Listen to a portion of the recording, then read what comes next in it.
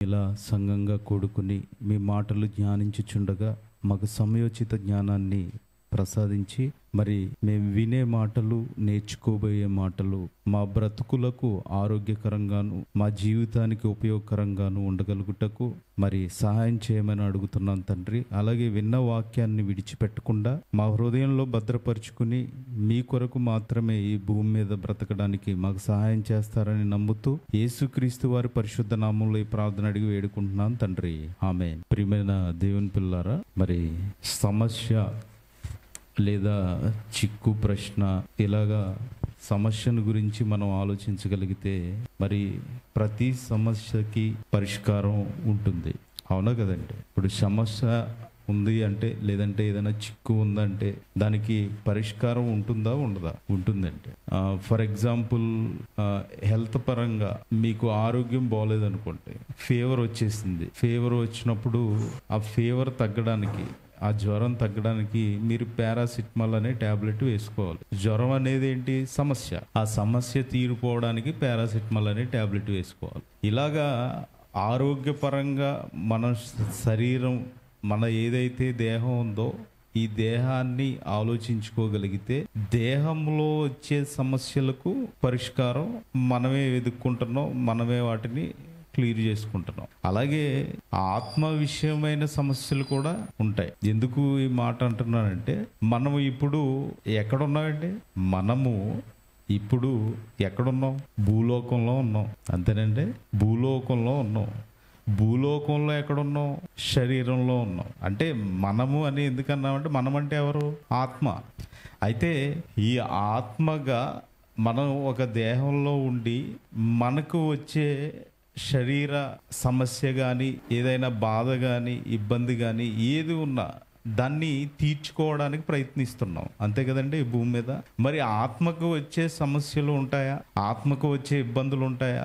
ఆత్మను పడవేసే కార్యకలాపాలు ఉంటాయా? ఇప్పుడు మనం రోడ్డు మీద నడిచి వెళ్తున్నాం అనుకోండి, ఏదో ఒక గుంత కనిపిస్తుంది. అక్కడ ఆ గుంత కనిపించినప్పుడు చూడకుండా వెళ్తే గుంతలో పడిపోతాం, మన శరీరానికి దెబ్బ తగులుతుంది. మరి ఆత్మ శరీరాన్ని నడిపిస్తుంది, అంతే కదండి?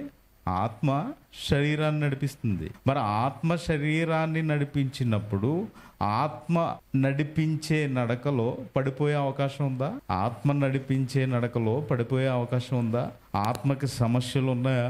ఆత్మకి చిక్కులు ఉన్నాయా? మరి ఇవన్నీ మనం బైబిల్ నుంచి ముందుకు వెళ్ళి ఆలోచించగలిగితే ఆత్మకు కూడా సమస్యలు వస్తూ ఉంటాయి. సమస్య అనగానే ఇబ్బంది, చిక్కు, కొన్ని పదాలను తీసుకోవచ్చు. అయితే ఏ సమస్య అయినా పరిష్కారం అనేది ఉంటుంది. ఇందుకే పరిష్కారం ఇవ్వాల్సింది ఎవరు? పరిష్కారం ఇవ్వాల్సింది ఎవరండి? ఇప్పుడు మీకు అర్థం కావడానికి ఒక విషయం చెప్తా. ఏదైనా టాబ్లెట్ తయారు చేయాలంటే డైరెక్ట్గా మనకి మనమే తయారు చేసుకోగలమా? ఒక టాబ్లెట్ తయారు చేయడానికి ప్రకృతిలో ఉన్న వనమూలికలో, లేకపోతే చెట్టు నుంచో, లేకపోతే ఒక మొక్క నుంచో, ఒక పదార్థం నుంచో ఒక టాబ్లెట్ తయారు చేస్తారు. ఇప్పుడు ఈ పదార్థం ఎలా తయారు చేయబడింది అంటే, ఈ పదార్థం ఎలా తయారు చేయబడింది? దేవుడు చేశాడు. దేవుని మాట, దేవుడు పలకగా కలిగింది సృష్టి. ఒక మొక్క గాని, ఒక చేప గాని, ఒక జంతువు గాని, ఏదైనా పాము విషం నుంచి టాబ్లెట్ తయారు చేస్తారు. పాము విషం నుంచి దాన్ని విషంతో హోమియోపతి మెడిసిన్ తయారు చేస్తారు. ఇలాగా ప్రకృతిలో దేవుడు పెట్టిన వాటి నుంచే మెడిసిన్ తయారవుతుంది. అంటే శరీరానికి మన సమస్య లేకపోతే చిక్కు, ఏదైనా ఇబ్బంది తీరాలంటే ఎక్కడి నుంచి తీరుతుంది?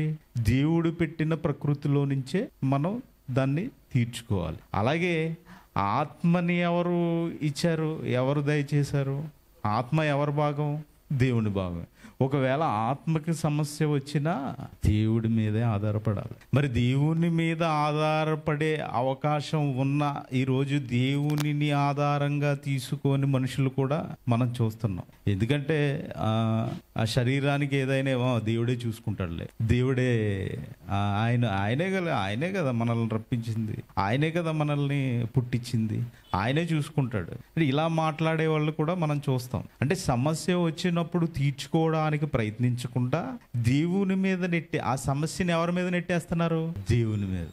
ఏమండి, ఇప్పుడు నాన్న లేకపోతే అమ్మ ఇంటికి అన్నీ తెచ్చిన తర్వాత, అన్నీ తయారు చేసి ఆహారం వండి పెట్టి ప్లేట్లో పెట్టి తినమని పెట్టింది అనుకోండి, ఇలాగ చేతులు కట్టేసుకుని ఆ ముఖం అదొకలాగా పెట్టేసుకుని కంచం ముందర అలా చూస్తున్నాడు అనుకోండి, ఏరా తినమంటే తినవేంటి, తిను, నీకే అది తయారు చేసి పెట్టా, స్పూన్ కూడా పెట్టా, తినండి. అదే వండింది, ఏదో వండింది, పెడితే పెడతది, పెట్టినప్పుడు తిందాలని అలాగే చూస్తున్నాడు అనుకోండి మొండిగా. ఏమంటారు? సమస్య ఉందా, సమస్య లేదా తెలియాలి.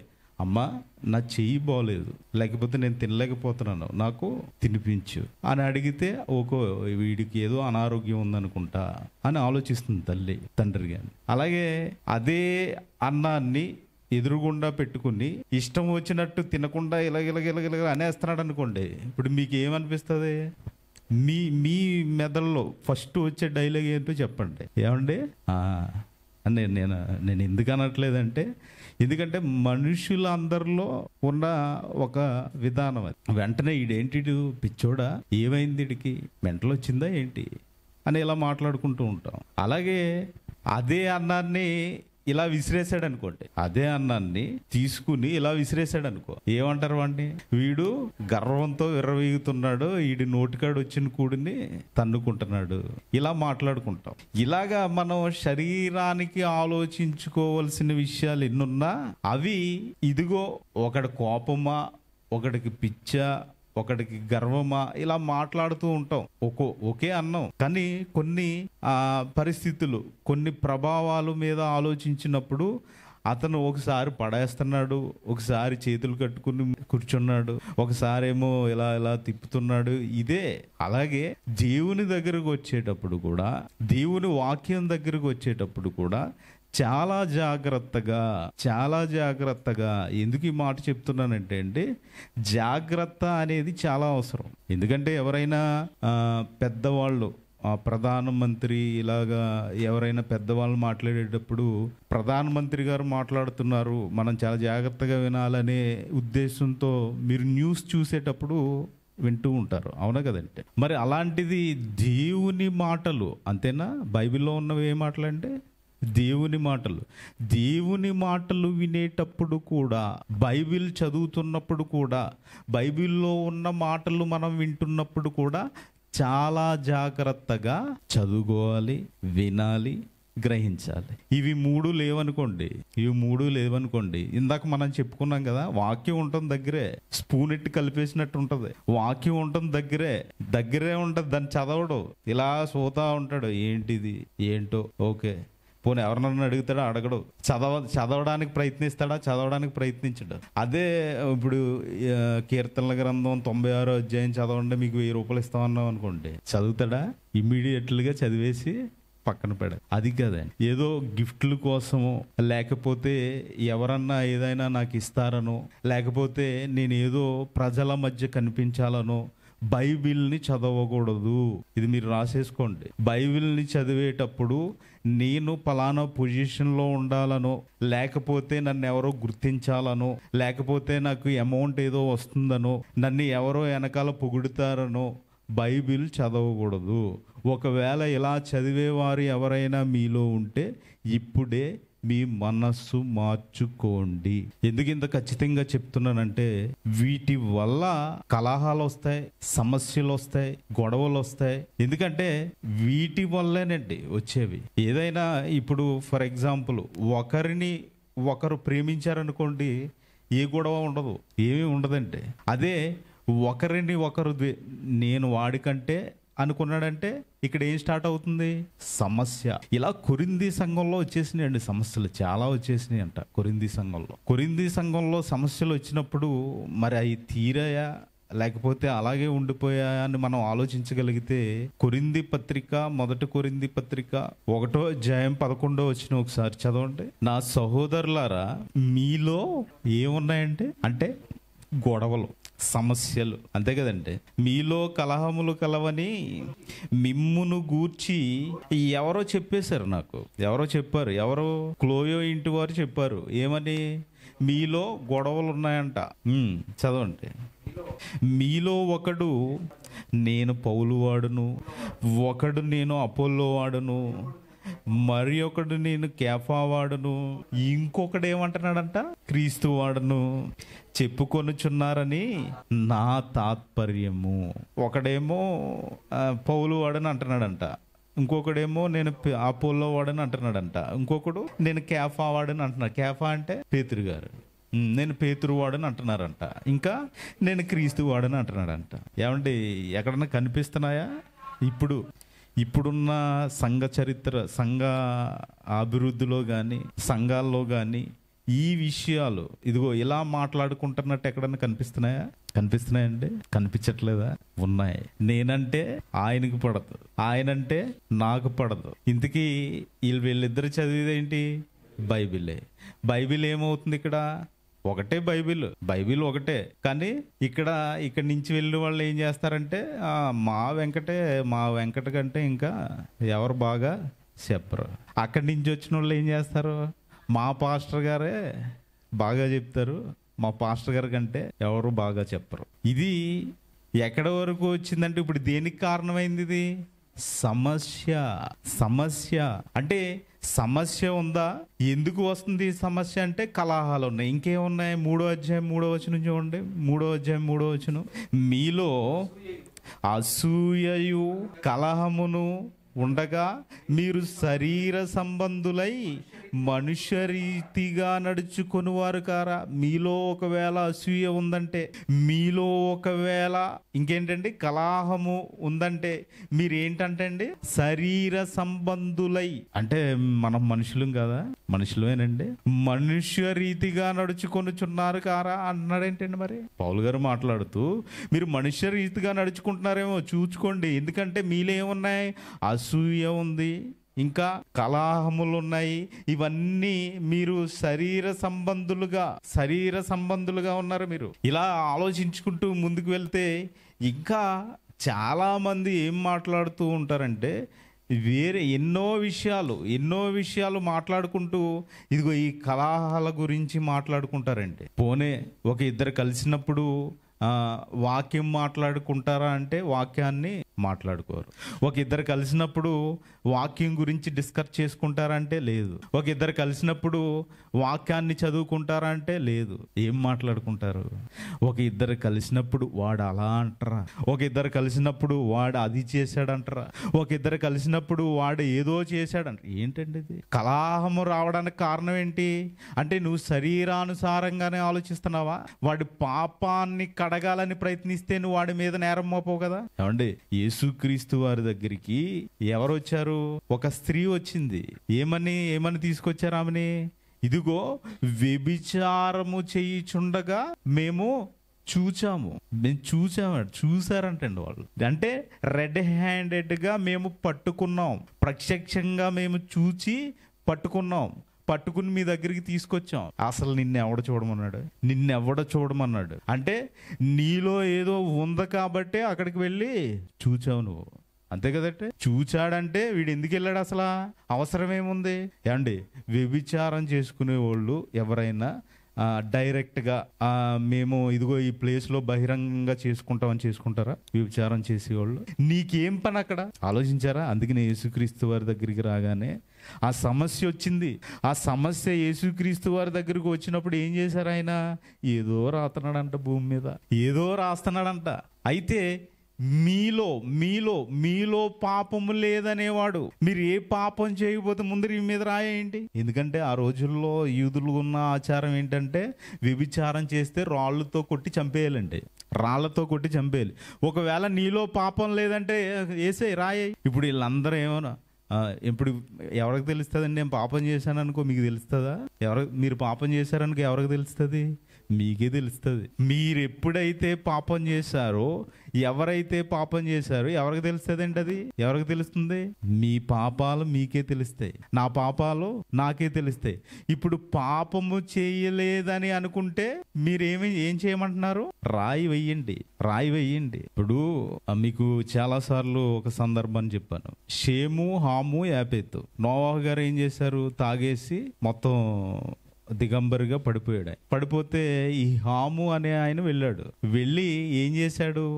ఇంకో ఇద్దరు అన్నదమ్ములు, వాళ్ళ ముగ్గురు అన్నదమ్ములు కదా, ఇద్దరు అన్నదమ్ములకి చెప్పాడు. ఇప్పుడు తండ్రి ఆయన తండ్రే, ఆయన కన్నా ఆయనే. ఇప్పుడు మా నాన్న ఇదిగో దిగంబరిగా పడిపోయాడు, ఇలా తాగేసి పడిపోయాడు అని ఇతను చేయవలసిన పని మానేసి వీళ్ళిద్దరు అన్నదమ్ములకి చెప్పాడు వెళ్ళి. ఇప్పుడు వీళ్ళు ఏం చేశారు, వీళ్ళ కొద్ది జ్ఞానం అవి ఉండబట్టి ఏం చేశారంటే ఆయనకు తిరిగి ఏదైతే దుప్పటి లేకపోతే ఆ క్లాత్ తీసుకుని వెళ్ళి ఆయన కప్పారు. ఆయన చూడలేదు, ఈయన చూశాడు కదా, చూసిన ఆయన ఏం చేయాలి, మొదట ఇదే పని చేయలేదు. ఇలా చేయనప్పుడు ఏం జరుగుతుందంటే ఇక్కడ ఇతను శపింపబడిన వాడు అయిపోయాడు. అవునా కదా, శపింపబడిన వాడు అయిపోయాడు.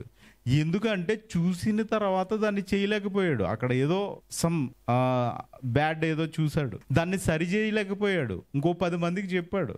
అలాగే వీళ్ళు చూశారు, వీళ్ళు చూసినప్పుడు నువ్వేమైనా ఆమెను మార్చగలదువా? మార్చలేదు. వచ్చిందండి, తల్లి వచ్చేసింది. ఏమంటారండి వ్యభిచారిని? అమ్మ అంటారండి. అమ్మ అని మాట్లాడినప్పుడే ఆమె ఒప్పేసుకుంటుంది, ఒప్పుకోలంతా.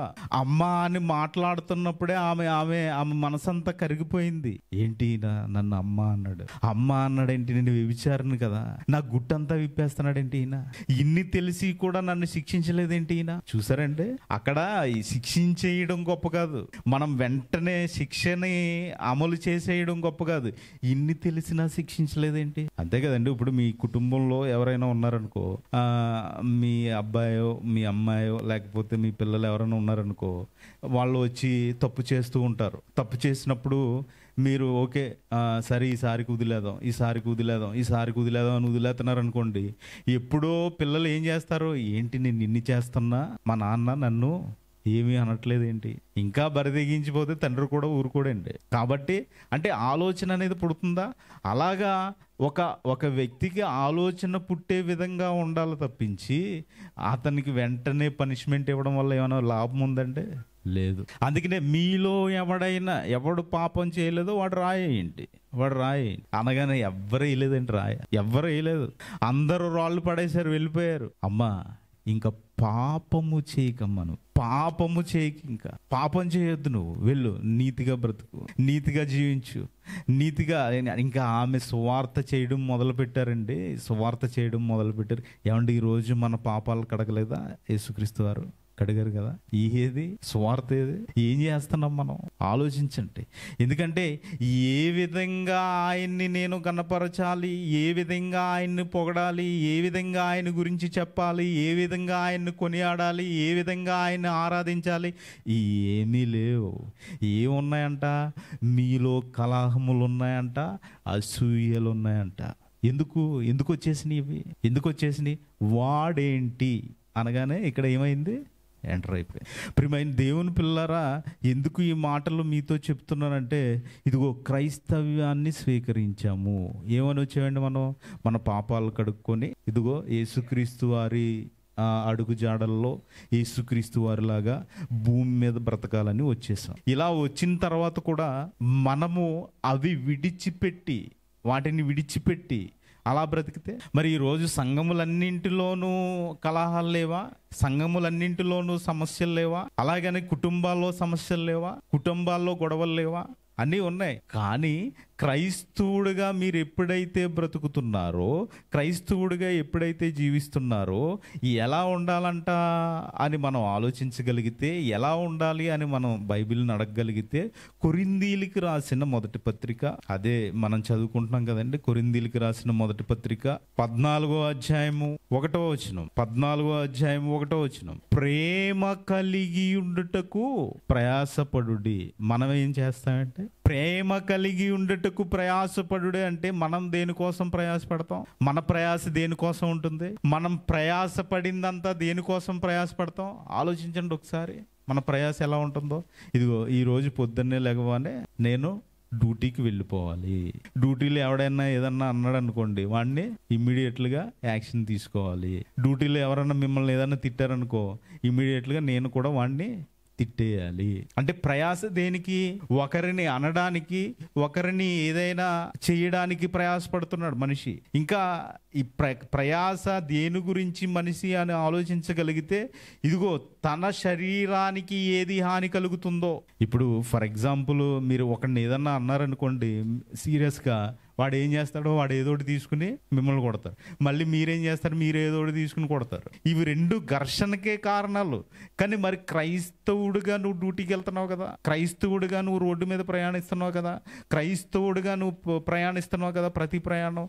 మరి ప్రేమ కలిగి ఉండుటకు ప్రయాసపడుతున్నావా? ప్రేమ కలిగి ఉండడానికి ప్రయాసపడుతున్నావా? ఆలోచించండి. ఏమండి, ఈరోజు దేవునికి వ్యతిరేకంగా ఏది చేసినా అది జారత్వమే దేవుని దృష్టిలో. అంటే దేవుడు ప్రేమ కలిగి ఉండమన్నాడంటే నువ్వు ఉండట్లేదంటే ఏంటది? ఆలోచించండి ప్రియులారా. ఎందుకంటే ఇదిగో ప్రేమ కలిగి ఉండడానికి ప్రయాస ప్రయాస ప్రయాస నీ ప్రయాస, నీ పరుగు, నీది ఏదైతే ఉందో ఆ ప్రయాస అంతా ఎందులో ఉండాలంట? ప్రేమ కలిగి ఉండుటకు ప్రయాసపడుడి. ఇంకా కొరింథీయులకు రాసిన మొదటి పత్రిక 16వ అధ్యాయము 13-14 వచనాలు కూడా చదవండి. 16వ అధ్యాయము 13-14 వచనాలు. మెలకువగా ఉండుడి, విశ్వాసమందు నిలకడగా ఉండుడి, పౌరుషము గలవారై ఉండుడి, బలవంతులై ఉండుడి, మీరు చేయు కార్యములన్నీ. ఏమండి, చర్చిలోకి వచ్చినప్పుడే ప్రేమతో చేయండి అంటున్నాడా? ఇదిగో ఆ డోర్ ఉంది కదా అక్కడ, ఆ డోరు దాటిన తర్వాతే ప్రేమతో ఉండండి, తర్వాత మీ ఇష్టం అంటున్నారా? ఈ 2 గంటలు మాత్రమే ప్రేమతో ఉండండి, తర్వాత మీ ఇష్టం అన్నారా? ఏమంటున్నారండి? మళ్ళీ చదవండి. మీరు చేయు కార్యములన్నీ ప్రేమతో చేయుడి. ప్రేమతో చేయాలంట. అంటే యేసుక్రీస్తు వారు ఎలా చేశారు ప్రేమతో, పౌలు గారు ఎలా చేశారు ప్రేమతో, అపోస్తలులందరూ ఎలా చేశారు ప్రేమతో, ఇవన్నీ చూడాలండి బైబిల్లో. ఇవన్నీ చూసుకోవాలి. ఎందుకంటే ఇదిగో దేవుడు ఏదైతే ఇదిగో నిన్ను రక్షించాడు కదా, నిన్ను నిలబెట్టాడు కదా, నిన్ను కోరుకున్నాడు కదా, ఇదిగో నీకు నిత్య జీవం కావాలి కదా, ఈ నిత్య జీవాన్ని భూమి మీద పొందుకోవాలంటే నువ్వు ప్రతి కార్యాన్ని ఏం చేయాలి? ప్రేమ.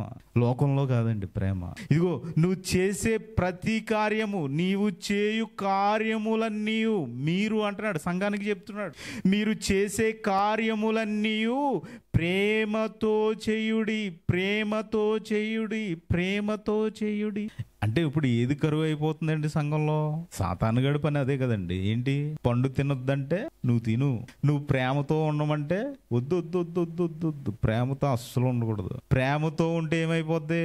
మీరు ఆజ్ఞ నెరవేర్చేస్తారు కదా, మరి అంతే కదండి. ఆజ్ఞాతిక్రమం పాపం కదా. ఇప్పుడు మీరు ఏం చేయాలి? పాపం చేయాలంటే ఏం చేయాలి? ప్రేమతో ఉండకూడదు. ప్రేమతో ఉండకపోతే ఎవరి కోరిక నెరవేరుతుంది? సాతానుగాడు కోరిక నెరవేరుతుంది. అంటే కలహాలు పెట్టేది ఎవడు? సాతానుగాడు. అసూయ కల్పించేది ఎవడు? సాతానుగాడు. అంటే ఇవన్నిటికి కారణం ఎవడు? సాతానుగాడు. మరి వీటి అబ్జర్వేషన్ చేస్తుందా సంఘం? వీటిని గమనించగలుగుతుందా? ఆలోచించాలి. మరి ప్రేమ కలిగి ఉండటకు ప్రయాసపడుడి అంటే నువ్వు ఒకడి మీద జాడీలు చెప్తే ప్రయాసపడతావేంటి? నువ్వు ఒకడిని తిట్టడానికి ప్రయాసపడతావేంటి? ఒకడిని ఏదో అనడానికి ప్రయాసపడతావేంటి? ఈ ప్రయాస ఎందుకు? ఇదిగో మీరు చెయ్యు కార్యములన్నీ ప్రేమతో చేయండి అంటే ప్రేమ ఏది? మీరు చేసే కార్యంలో ప్రేమ ఉంటుందా? ఆలోచించండి ప్రియులారా. ఎందుకంటే ప్రేమ లేకుండా మీరు కార్యం చేయలేరు. అంతే. కార్యం అంటే ఏదో కాదండి, పని. ఇప్పుడు భార్యని ప్రేమించట్లేదు అనుకోండి, ఆమె ఏదన్నా నాకు ఈ డ్రెస్ నచ్చిందండి కొనను, ఎందుకు ఇప్పుడు నీకు అవసరం ఏముంది? తీసుకొస్తాడా? తీసుకురాడు. అదే ప్రేమ కలిగి ఉన్న పలానా టైం కొంటావు, ఇప్పుడు డబ్బులు లేవు, లేకపోతే డబ్బులు ఉన్నాయనుకో, సరే కొనుక్కో, డబ్బులు ఇస్తాయి, ఇప్పుడు డబ్బులు లేవు, పలానా టైంకి డబ్బులు వస్తాయి, ఆ టైంలో కొనుక్కుంది, కానీ ఏదో నష్ట చెప్తాడంటే. అదే ప్రేమించట్లేదు అనుకో, అక్కడ వేరే డైలాగులు వస్తూ ఉంటాయి. అలాగా దేవుని పనిలో కూడా మీరు దేవుణ్ణి ప్రేమిస్తున్నారా అంటే దేవుణ్ణి ప్రేమించాలంటే దేనికి ప్రిఫరెన్స్ ఇవ్వాలి? మీరు దేనికి ఇవ్వాలంటే దేవునికి, వాక్యానికి. ఎందుకంటే వాక్యమే ఆయన మాటలు. ఆయన మాటలకి విలువిచ్చేవారుగా ఉండాలి. మరి ఆయన మాటలకి విలువిచ్చేవారుగా మనం ఉంటున్నామా లేదా, ఆయన ప్రేమిస్తున్నామా లేదా అని మనం చేయాలి. అంటే దేవుడు ఏం చెప్తున్నాడో అది మనం చేయాలి, అంతేనండి. దేవుడు ఏది చెప్తున్నాడో అది చేయాలి. ఇదిగో సత్క్రియలు చేయండి నాయనా అన్నాడు. చేతనమా? ఆలోచించండి. అంటే క్రియ చేస్తేనే మీలో విశ్వాసం ఉన్నట్టు. క్రియ చేయకపోతే విశ్వాసం లేదు. అంతే కదండి. మీరు సంసారం చేస్తున్నారంటే మీలో మీ భార్య పట్ల విశ్వాసం ఉందని అర్థం. అంతేనా? నేను సంసారం చేస్తున్నానంటే నా భార్యకి నాకు ఒక అండర్స్టాండింగ్ ఉంది, నా భార్య నేను విశ్వాసంతో ఉన్నాము, నా భార్య నేను సంసారం చేస్తున్నాము, ఫ్యామిలీని నడిపిస్తున్నాము. అంతేనే? ఇది వాస్తవం జరిగిందే కదండి కుటుంబాల్లో. అంటే ఇప్పుడు మీరు దేవునితో సంసారం చేయాలంటే, దేవునితో కాపురం చేయాలంటే దేవునికి మీకు అండర్స్టాండింగ్ ఉండాలి, దేవునికి మీకు ప్రేమ ఉండాలి, దేవుని మీద మీకు విశ్వాసం ఉండాలి. ఒకవేళ విశ్వాసం లేకపోతే చూడండి ఆ మాట, హెబ్రీ పత్రిక 11:6. హెబ్రీ పత్రిక 11:6. విశ్వాసము లేకుండా దేవునికి ఇష్టడై ఉండుట అసాధ్యం. ఒకవేళ దేవుని మీద మీకు ఏముండాలి? విశ్వాసం ఉండాలి. ఒకవేళ విశ్వాసం లేదంటే దేవునికి ఇష్టడుగా ఉంటామా? దేవునికి ఇష్టడుగా ఉంటామండి? ఇష్టడై ఉండుట అసాధ్యం అనేసరి. చూసారా? అంటే అసాధ్యము అన్నారంటే అది సాధ్యమనా? కాదు. అసాధ్యము అని బైబిల్లో చెప్పేశారంటే సాధ్యం కాదంటే. అంటే మీకు ఫస్ట్ మీకు ఏముండాలి? మొదటగా విశ్వాసం ఉండాలి. ఎప్పుడైతే ఈ విశ్వాసంతో మీరు బ్రతకాలని ప్రయత్నిస్తున్నారో, ఎప్పుడైతే మీరు విశ్వాసంతో మెసలాలి సంఘంలో అని మీరు ముందుకు వెళ్తున్నారో, ఎప్పుడైతే ఇదిగో దేవుని పట్ల విశ్వాసం కలిగి జీవిస్తున్నారో, అప్పుడు మీకు కొన్ని లక్షణాలు కావాలండి. కొన్ని లక్షణాలు కావాలి. ఆ లక్షణాలు మీరు అలవరుచుకోవాలి. పేతురు గారు మాట్లాడతారు చూడండి. పేతురు గారు రాసిన 2వ పత్రిక 1వ అధ్యాయము 5వ వచనం నుంచి అందరికి కంఠస్థంగా రావాలి. ఆ హేతువు చేతనే మీ మట్టుకు మీరు ఎలా ఉండాలంటే అంటే మీకు ఏం కావాలి? ఫస్ట్ జాగ్రత్త. అంటే మీరు రోడ్డు మీద నడిచి వెళ్ళేటప్పుడు కూడా జాగ్రత్తగా నడవాలి, బండి నడుపుతున్నప్పుడు కూడా జాగ్రత్త కావాలి. ఇలాగే పూర్ణ జాగ్రత్త. ఇప్పుడు బండి నడుపుతూ రాలేదనుకోండి, అంటే పూర్ణ జాగ్రత్త అంటే దానికి అర్థం చెప్తున్నాను, దాన్ని ఎలా అర్థం చేసుకోవాలో. ఇప్పుడు బండి నడుపుతున్నారు, వీడికి బ్రేక్ వేయడం రాలేదనుకోండి, బ్రేక్ వేయడం రాలేదు, నేను ఫాస్ట్ వెళ్ళాలని యాక్సిలరేటర్ చేశాడు, బ్రేక్ వేయడం రాదు, ఇప్పుడు ఏమవుతుంది? యాక్సిడెంట్ అవుతుంది. అంతేనంటే అలాగే ఇతనికి యాక్సిలరేటర్ ఇవ్వడం రాదనుకోండి, బండి ఎక్కేశాడు, యాక్సిలరేటర్ ఇవ్వడం రాదు, బండి ఎక్కాడు, ఇప్పుడు ఇతను నడపగలుగుతారా? బండి రాదు. అంటే మొత్తం బండి ఎలా నడపాలో అంతా నేర్చుకోవాలి. ఇప్పుడు అలాగే మీ మట్టుకు మీరు ఏం చేయాలంట? పూర్ణ జాగ్రత్త గలవారై మీ విశ్వాసమునందు, ఇక్కడ చూడండి, మీరు విశ్వసించారు కదా, ఇప్పుడు మీకు ఏముండాలి? దేవుని పట్ల విశ్వాసం ఉండాలి. ఈ విశ్వాసంతో పాటు ఏమేమి ఉండాలో అందరూ చదవాలండి, అందరూ చదవాలి. విశ్వాసమునందు సద్గుణము ఏముండాలంటే అండి? విశ్వాసం నందు సద్గుణం ఉండాలంట. మళ్ళీ దీనికి తోడు ఇంటర్లింక్, సద్గుణమునందు ఏముండాలంటే అండి? ఉండాలా వద్దా? ఏ జ్ఞానం? దేవుని జ్ఞానం, పైనుండి వచ్చే జ్ఞానం, లోక జ్ఞానం కాదండి, దేవుని జ్ఞానం కావాలి మనిషికి. జ్ఞానమందు ఆశా నిగ్రహం కలిగి ఉంటున్నారా? మీరు ఆశపడేదానికి, ఇదిగో పరలోకానికి ఆశపడుతున్నాం కదా మనం, ఆ పరలోకం కావాలని ఆశ కలిగి ఉన్నాం కదా, దానిలో నిగ్రహం ఉందా? మనకి నిగ్రహం ఉందా? ఇవన్నీ ఇంటర్లింక్ అండి, ఒకదానికొకటి తోడు, ఇవన్నీ ఉండాలి మనకి. మీరు ఎప్పుడైతే విశ్వసిస్తున్నారో, విశ్వాసమందు సద్గుణము, సద్గుణమందు జ్ఞానమందు ఆశానిగ్రహమునందు ఏముండాలంటే సహనం అంట. ఏమండి, ఈరోజు సహనం ఉందా? మనకి సహనం ఉందా? ఏదైనా ఇప్పుడు మనకి ఇక్కడ ఏదైనా జరిగిందనుకోండి, ఏదైనా సమస్య వచ్చిందనుకోండి, సమస్య గురించే కదా మనం మాట్లాడుకుంటున్నాం. ఏదైనా సమస్య వచ్చిందనుకోండి, ఆ సమస్య తీరడానికి సహనంగా ఉంటామా? సమస్య అనేది ఎప్పటికీ ఉండదండి, పోతుంది. సమస్య అనేది ఎప్పటికీ మన జీవితాల్లో అలా ఉండిపోదు. ఇప్పుడు ఇదిగో ఈరోజు డబ్బు కరువు వచ్చింది, అది ఎప్పుడో తీరిపోతుంది. ఈరోజు అనారోగ్యం వచ్చింది, తీరిపోతుంది. ఇలాగా సమస్య అనేది ఎప్పటికీ ఉండిపోదు. అది తీర్చుకునే ప్రయత్నం మనం చేసేటప్పుడు ఆ సమస్య తీరిపోతుంది. అయితే ఇక్కడ సహనము కావాలంట. మీ విశ్వాసంలో ఏం కావాలంటే సహనము కూడా ఉండాలి. మళ్ళీ ఈ సహనముతోటి ఏముండాలంటే భక్తి. ఇప్పుడు సహనం లేదనుకో, ఇప్పుడు ఏముండదు, ఇంకా మీ భక్తి ఏమైనట్టు? మీ భక్తి ఏమైనట్టు అండి? ఇప్పుడు మీ ఇది ఎందుకు చదివిస్తున్నానంటే, అందరూ ఎందుకు తీయాలంటున్నానంటే, మీలో చివరికి ఏముండదో చెప్పేస్తాను నేను ఇప్పుడు ఈరోజు. ఎందుకు చదవమంటున్నానంటే, అంటే దీన్ని ఎలా అర్థం చేసుకుంటారో చూడండి. ఇప్పుడు మళ్ళీ చదవండి. సహనం అందు ఏముండాలంట? భక్తి యందు సహోదర ప్రేమ ఉందా? భక్తి యందు సహోదర ప్రేమ ఉండాలంట. సహోదర ప్రేమ యందు దయను అమర్చుకొనవలెను. ఏం అమర్చుకోవాలంటే? దయ అంటే ఏంటి? ప్రేమ. ఇప్పుడు మీ విశ్వాసము దేనితో కూడి ఉండాలి? ప్రేమతో కూడి ఉండాలి. అంతేనండి. దయ అంటే ఏంటి? దయ అంటే ఏంటండి? ప్రేమ. ఓకేనా? ప్రేమ. ఇప్పుడు మీ విశ్వాసం స్టార్ట్ అయింది కదా, ఎక్కడి నుంచి? మీ మట్టుకు మీరు పూర్ణ జాగ్రత్త గలవారే మీ విశ్వాసమందు సద్గుణం ఉండాలంట. సద్గుణమునందు జ్ఞానం ఉండాలంట. జ్ఞానమునందు ఆశానిగ్రహం ఉండాలంట. ఆశానిగ్రహమందు సహనం ఉండాలంట. సహనమునందు భక్తి ఉండాలంట. భక్తి అందు సహోదర ప్రేమ ఉండాలంట. సహోదర ప్రేమ యందు దయ ఉండాలి. అంటే ప్రేమ ఉండాలి. మీకు విశ్వాసం ఉండాలంటే ఫస్ట్ మీకేముండాలి? ప్రేమ ఉండాలి. ప్రేమ కలిగి ఉండుటకు ప్రయాసపడండి అన్నాడు. ఇప్పుడు రివర్స్ చదువుకోండి. ఇప్పుడు రివర్స్ నుంచి కింద నుంచి వెళ్ళండి పైకి. దయ లేదనుకోండి, ఏముండదు? సహోదర ప్రేమ. అంటే ప్రేమ లేదనుకో, సహోదర ప్రేమ ఉండదు. సహోదర ప్రేమ లేదనుకో, మీకు ఏం లేనట్టు? భక్తి లేనట్టు. భక్తి లేదనుకో, మీకు సహనం లేనట్టు. సహనం లేదనుకో, ఆశానిగ్రహం లేదు. ఆశానిగ్రహం లేదనుకో, జ్ఞానం లేదు. జ్ఞానం లేదనుకో, సద్గుణం లేదు. సద్గుణం లేదనుకో, మీకు విశ్వాసమే లేదు. ఏం లేదంటే విశ్వాసమే లేదు. మీరు దేనితో వచ్చారు ఇక్కడికి? విశ్వాసంతో వచ్చారు. ఇవి లేవనుకో, మీకు ఏం లేనట్టు? విశ్వాసం లేదండి. అంటే ఇవన్నీ అమర్చుకోవాలా?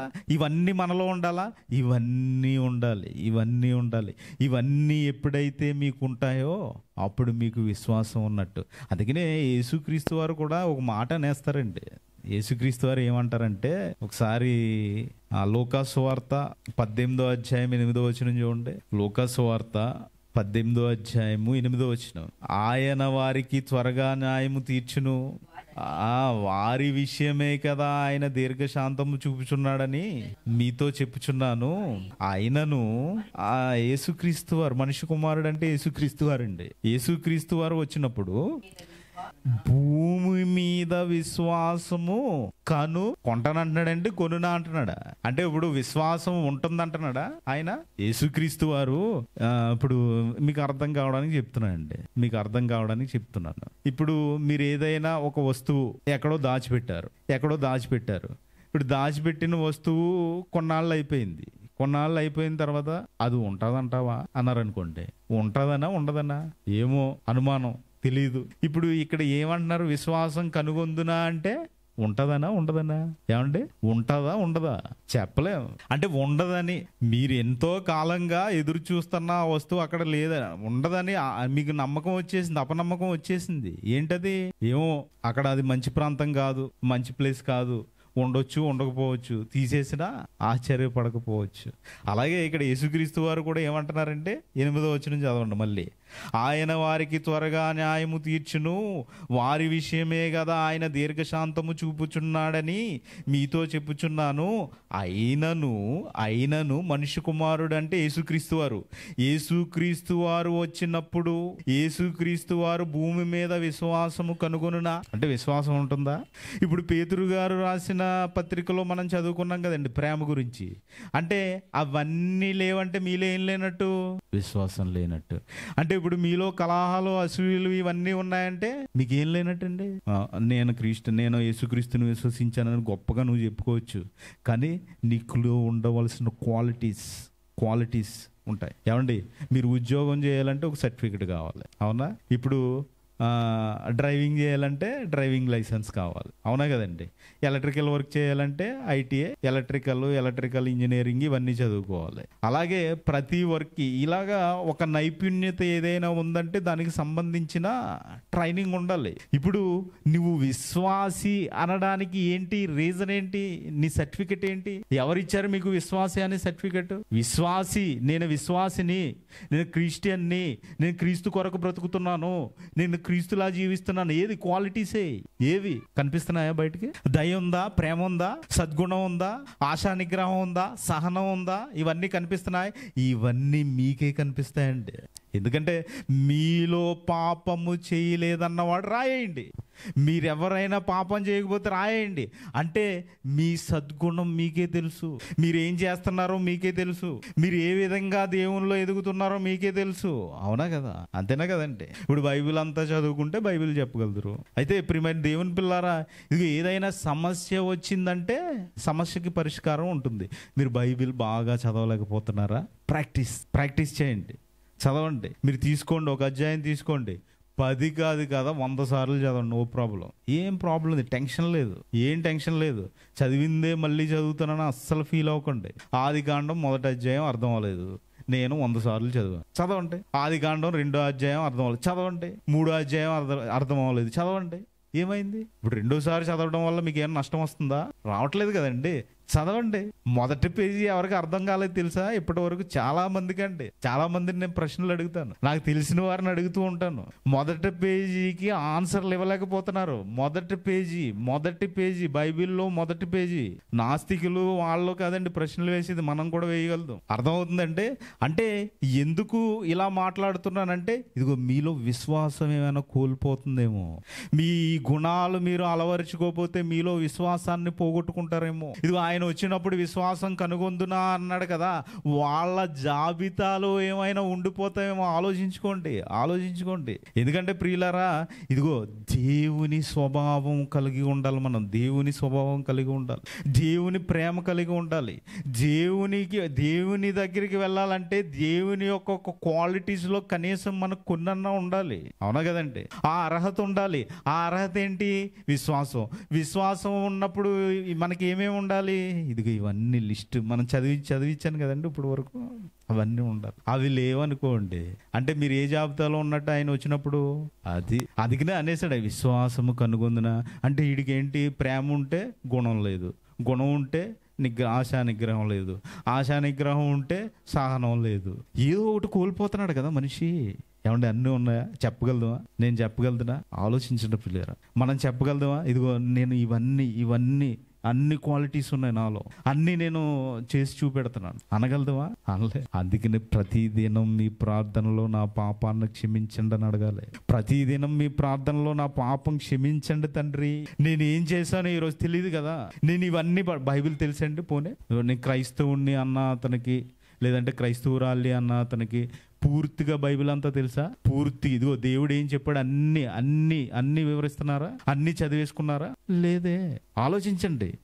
ఎప్పుడైతే మీరు ఈ విధంగా ఆలోచించి ఇవన్నీ ఇదిగో మీ ఒంటికి ఆత్మకి అలవరుచుకుంటారో అప్పుడు మీ సమస్యలు తీరిపోతాయి. సమస్య ఏంటి మీకు రాదో చదవండి, సమస్య తీరిపోయే. సమస్య ఏంటి అర్థం కావట్లేదు, అర్థం చేసుకున్న వాళ్ళని అడగండి, కరెక్ట్గా దాన్ని ఎక్స్ప్లెయిన్ చేసి వాళ్ళని అడగండి, మీ సమస్య తీరిపోయింది. అవునా కదండి?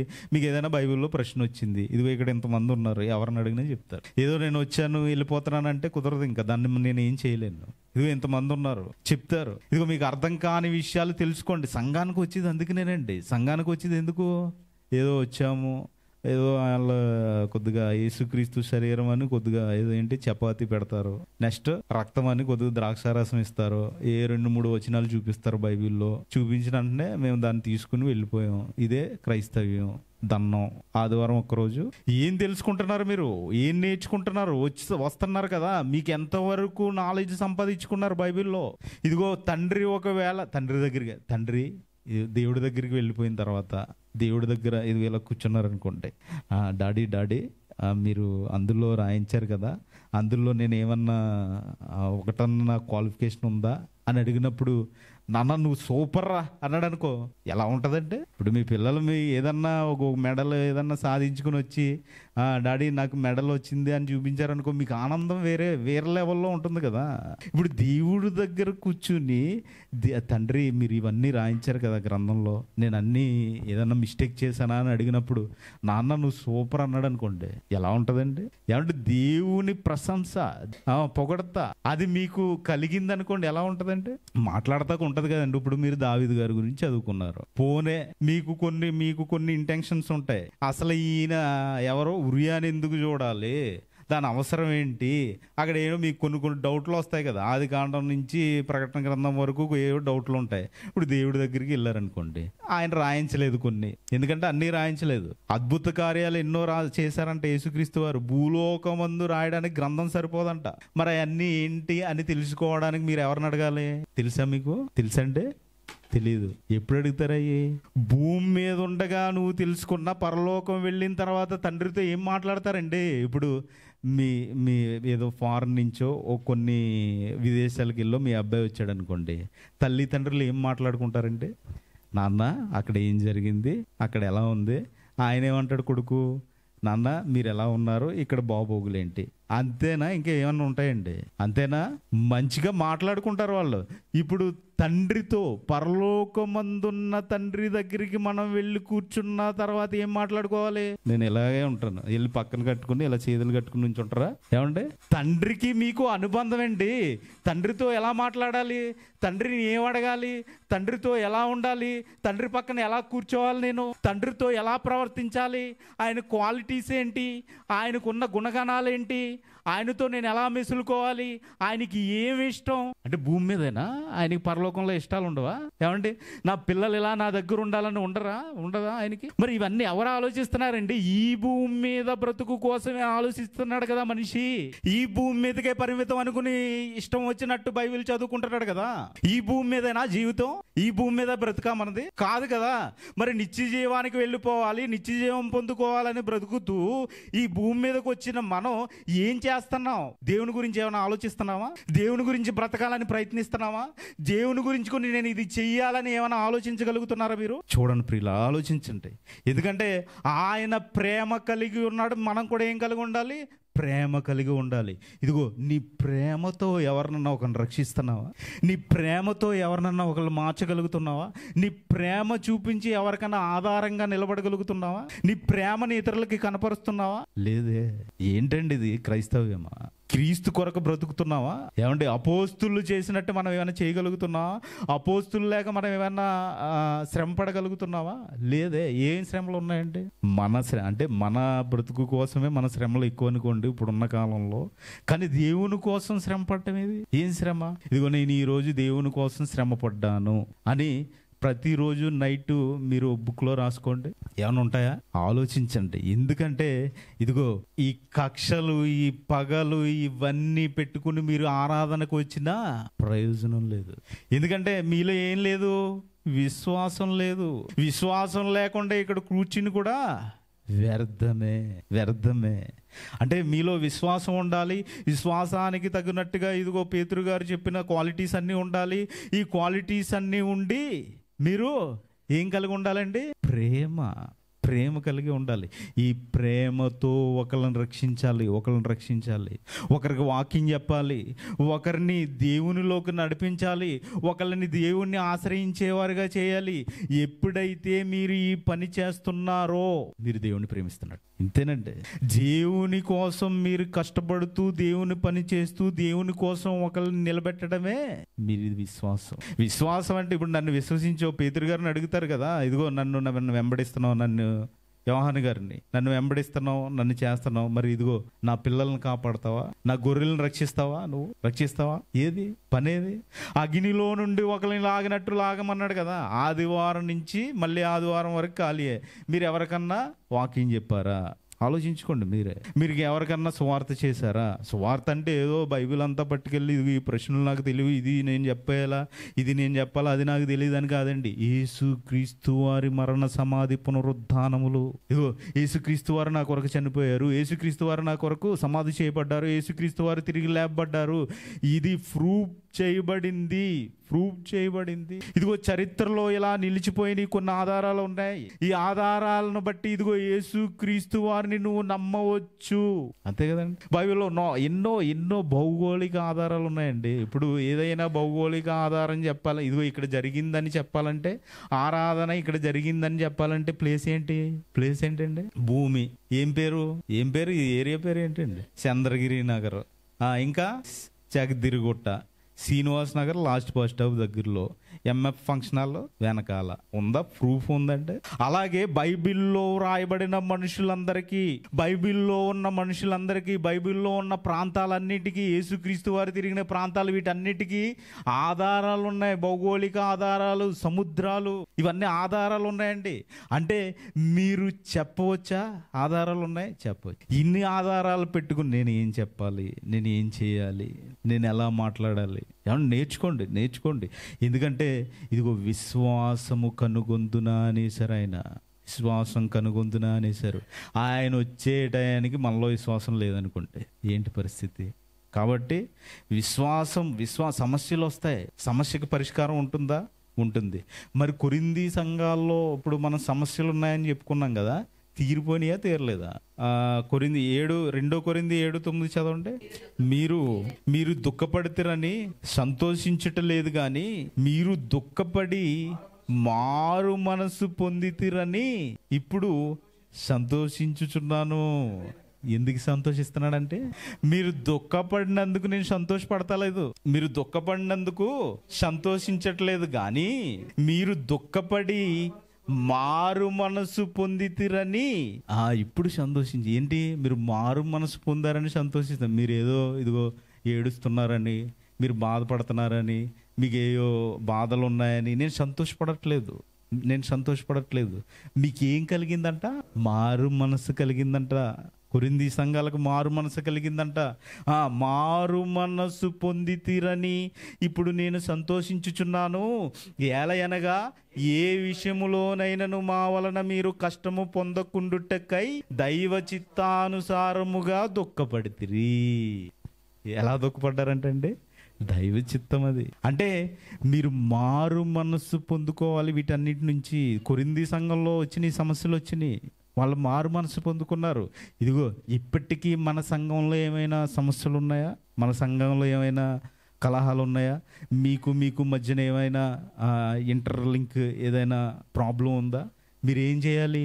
మారు మనస్సు. ప్రతి సంఘం అండి, ఒక్క సంఘం అని కాదు, మనమని కాదు, ఈ భూమి మీద ఎన్ని సంఘాలు అయితే ఉన్నాయో అన్ని సంఘాల్లో మారు మనస్సు కావాలి, విశ్వాసం కావాలి. ఏదో నేను వెళ్ళొచ్చేస్తానంటే అయిపోదంటే ఇవన్నీ ఉండాలి. క్రైస్తవుడు అంటేనే అది. మీరు బైబిల్ పాటించగలగాలి, బైబిల్ని మీ జీవితాల్లో అన్వయించుకోవాలి. ఎప్పుడైతే ఇవన్నీ చేయగలుగుతున్నారో అప్పుడే మీరు అదిగో ఆయన వస్తాడు కదా, యేసుక్రీస్తు వారు వచ్చేస్తున్నారు కదా, ఆయన వచ్చేటప్పుడు మిమ్మల్ని ఇదిగో నువ్వు బాగా బలా నమ్మకమైన వాడు, నన్ను బాగా విశ్వసించావు, రా నేను తీసుకెళ్తున్నాడు అనుకుంటే ఎలా అండి? ఉత్తినే కాదు, ఆర్భాటముతోను దేవదూతలంట. మీకు దేవదూతలు వచ్చి తీసుకెళ్తాయి మిమ్మల్ని. అంటే ఆ భాగ్యాన్ని కోల్పోయే వారిగా మనం ఉండకుండా మరి ఇదిగో విశ్వాసం కలిగి ఆయన వచ్చేసరికి మీ విశ్వాసాన్ని పోగొట్టుకోకుండా ఆయనతో పాటు తండ్రి దగ్గరికి చేరేవారిగా మనందరం ఉండాలని కోరుకుంటూ ఈ మాటలు ముగిస్తున్నాను. ప్రార్థన చేసుకుందాం. అంటే పరలోకమందున్న మా తండ్రి, మీరిచ్చిన ఈ అవకాశాన్ని బట్టి మీ కృతజ్ఞతాస్తుతులు చెల్లించుకుంటున్నాను తండ్రి. ఇదిగో మరి మీ కుమారుణ్ణి పంపిస్తున్నప్పుడు మేము విశ్వాసం గలవారై ఉండులాగన మాకు సహాయం చేయమని, మరి మీరు ఏదైతే వాక్య ప్రకారం సెలవిచ్చారో వాటన్నింటినీ పాటించడానికి, మా మనస్సు మార్చుకోవడానికి, మా మనస్సులు మీకోసం మాత్రమే పనిచేయడానికి, మీకోసం మాత్రమే ఆలోచించడానికి సహాయం చేయమని, అలాగే మరి మీ పనిలో ఈ భూమి మీద తనువు చాలించి మీ దగ్గరికి చేరే అవకాశాన్ని మరి ఇక్కడున్న మా అందరికీ కల్పిస్తారని కోరుకుంటూ యేసుక్రీస్తు వారి పరిశుద్ధ నామంలో ఈ ప్రార్థన అడిగి వేడుకుంటున్నాను తండ్రి. ఆమేన్. అందరికీ వందనాలండి.